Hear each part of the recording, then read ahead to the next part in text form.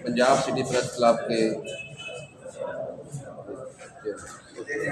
गुजारिश करूँगा कि इज़हार ख्याल फरमाएँ जनाब सरवर चौहान साहब ज़िला नायब सदर हैं पंजाब सिटी प्रेस क्लब से मुतल्लिक़ हैं।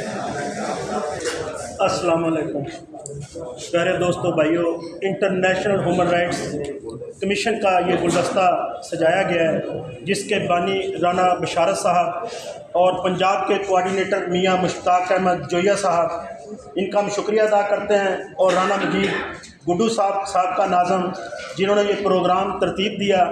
और ये बात मैं कहता जाऊँ कि इस इंटरनेशनल ह्यूमन राइट्स के सरपरस्त आला जनाब चौधरी गुलाम रब्बानी साहब साबका चेयरमैन बल्दिया, हम इनका शुक्रिया अदा करते हैं। और पंजाब सिटी प्रेस क्लब के भी ये सरपरस्त आला हैं। मेरे दोस्तों भाइयों, बहावल नगर का जो हाल है आप सबके सामने है।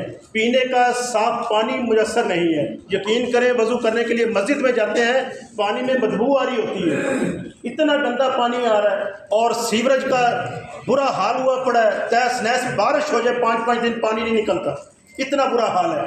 तो उसके बाद करप्शन जो है इतना सूर की तरह हमारे ज़िले में जन्म ले चुकी है।